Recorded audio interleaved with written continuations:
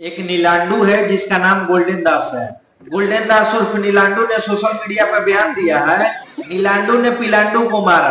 पहले आप लोग उस नीलांडू का वीडियो देखिए, उसके बाद आज हम इस पे चर्चा करेंगे। वही 4-5 दिन पहले वही सिवान जिला में तो नीलांडू के द्वारा पिलांडू को इतना अच्छा सिलाई कराया गया, फिर तुमको भग क्यों ले लिया? उसके घर के बाहर सरकारी चापाकल था, वहाँ ऑलरेडी जंघिया पर नहा रहा था। बहुजन समाज के लोग उसके पास गए और पूछे कि बाबा साहब का गाली गलौज क्यों किए? तो राजपूत जाति के जो व्यक्ति था वो और गाली गलौज करने लगा बहुजन समाज के लोगों को। 3 लोग बोला कि देखिए आप गाली गलौज भी किए, उल्टा बढ़ चढ़ के बोल भी रहे हैं। तो जब बहुजन समाज के लोग राजपूत जाति को पकड़ के ला रहा था बाबा साहब के मंदिर के पास कसम खिलाने के लिए, और उस पर हाथ जो चला रहा है उसका सर पे या पीठ पे और भूमियार जाति के चला रहा है, नहीं कोई बहुजन समाज के चला रहा है। अब वो बहुजन समाज के लोग नहीं है कि फॉरवर्ड समाज के लोग शोषण करेगा और बहुजन समाज के लोग शांत रहेगा। और ये फॉरवर्ड लोग जो बार बार धमकी देता है कि पुलिस को हटा ले, तो फॉरवर्ड पर पुलिस एहसान करता है। पुलिस बहुजन समाज के लिए कब सही किया है? कभी नहीं। अगर नहीं होता तो 90 के दशक में फॉरवर्ड एक भी नहीं दिखता जब माओवादी के वर्चस्व होता। देखिए मीडिया महोदय, आपको पता होना चाहिए कि फॉरवर्ड समाज के लोग कम और लोग फॉरवर्ड समाज के लोग ज्यादा हैं। ये अभी सोशल मीडिया पर ट्रैक चलाया जा रहा है कि राजपूत जाति को बाबा साहब के जो भी अंबेडकर विचारधारा के मानने वाले हैं उन लोग के द्वारा उसको करके घुमाया गया। यही चल रहा है मीडिया में। बहुजन समाज के लोग उस राजपूत जाति के घर पे गए और लोग बोल रहा है कि इसको जंघिया पे घुमाया गया है। जिस राजपूत समाज के द्वारा जो बाबा साहब को गाली दिया गया था उसके घर में न नल है और न शौचालय है, तो उसके घर के बाहर सरकारी चापाकल था और सरकारी चापाकल पे रही वो जंघिया पे नहा रहा था। कैसे आप कर सकते हैं? मैं बता तो रहा हूँ, सिवान में मेरा आदमी नहीं है, सिवान में मेरा संगठन नहीं है। आप पता किए? बिल्कुल, सिवान के स्थानीय लोगों से मैं बात किया।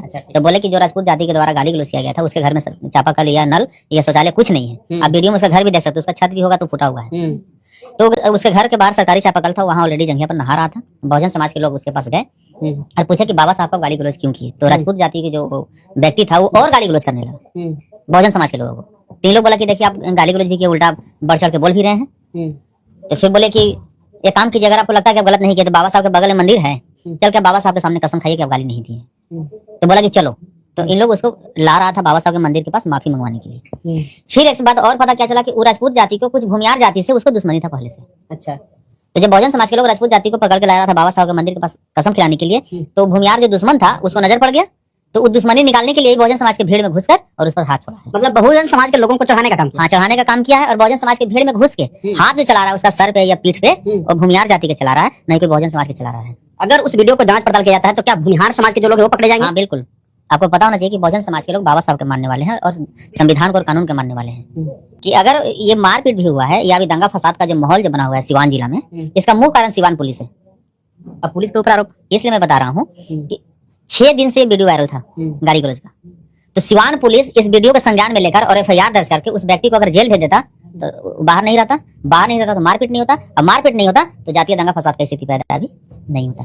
पुलिस प्रशासन अपने हिसाब से काम करेगी कि आपके हिसाब से काम करेगी? एक चीज बताइए कि बाबा साहब संविधान निर्माता है इस देश के। बाबा साहब को गाली देना सही है गलत है कानून की नजर में? अगर तुरंत फैसला न ले तो क्या उसके साथ मारपीट करेंगे? देखिए, कानून का 5 दिन इंतजार किया गया।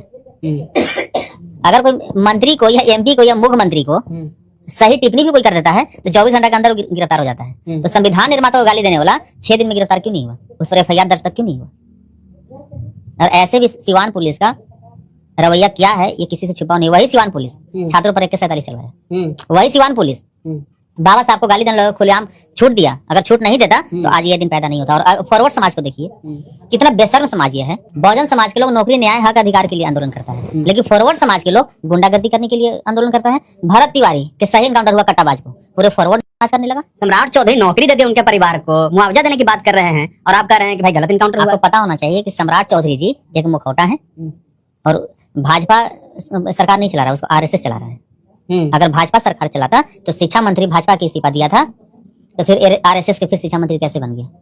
जो शिक्षा मंत्री इस्तीफा दिए वो भी RSS से बिलोंग करते थे और अभी वर्तमान में जो शिक्षा मंत्री वो भी RSS से बिलोंग करते हैं। चलिए अब विषय पर आइए। बाबा साहब भीमराव अम्बेडकर के ऊपर गलत टिप्पणी किया जाता है, मारपीट किया जाता है। आपके ऊपर भी उस व्यक्ति के द्वारा आरोप लगाया जा रहा है, संतोष नाम है, लगाया जा रहा है कि आप भी भगवान राम को, उनके भगवान के ऊपर गलत टिप्पणी करते हैं, गाली गलौज करते हैं। एक चीज बताइए कि अगर हम किसी को अगर दोषी कर दे तो क्या उसको फांसी हो जाएगा? उसके लिए न्यायालय है, प्रशासन है।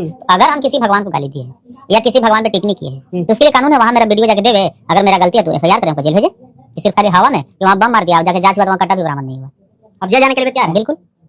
अगर मैं किसी को गाली दिया हूँ या किसी को यदि हाथ में ठेस पहुंचा है तो जाके वहाँ कानून को देखा गोल्डन दास गाली दे रहा है। संतोष सिंह के साथ जो सिवान में हुआ क्या सही हुआ है? देखिए, हम लोग किसी जात से लड़ाई नहीं, जातिवाद से लड़ाई है। कोई भी जातिवाद अगर इस तरह का रवैया करेगा तो उसको इसी तरह से इलाज किया जाएगा। इसलिए कि वही 4-5 दिन पहले वही सिवान जिला में दलित समाज को ब्राह्मण जाति के द्वारा पीटा गया। तो यही फॉरवर्ड लोग क्या सोशल मीडिया में अफवाह उड़ाया कि पुजारी के द्वारा नीलांडू को अच्छा सिलाई किया गया। तो नीलांडू के द्वारा पिलांडू को इतना अच्छा सिलाई कराया गया, फिर तुमको भगभगी क्यों ले लिया? यही यादव जाति को कहीं बाल मुड़वाया जाता है। यही यूपी के मुख्यमंत्री जो अखिलेश यादव थे, उनको कुर्सी से हटने के बाद उनको आवास को शुद्धिकरण कराया गया। यही इस भारत के सबसे बड़ा विपक्ष पार्टी के राष्ट्रीय अध्यक्ष माननीय खड़गे जी हाल ही उत्तराखंड जल्दी उत्तराखंड में मंदिर में गए थे, उस मंदिर को शुद्धिकरण कराया गया। उसमें फॉरवर्ड समाज के लंका मार दिया, उसमें गोदी मीडिया को साफ सुन लिया। उसमें क्यों नहीं आवाज उठाया कि नहीं दलित के साथ गलत हो रहा है, बैकवर्ड के साथ गलत हो रहा है, मुस्लिम के साथ गलत हो रहा है, और फॉरवर्ड के साथ सही हुआ तो सब फॉरवर्ड समाज की मीडिया पर आ गया। ये कौन सा कानून कहता है, कौन संविधान कहता है?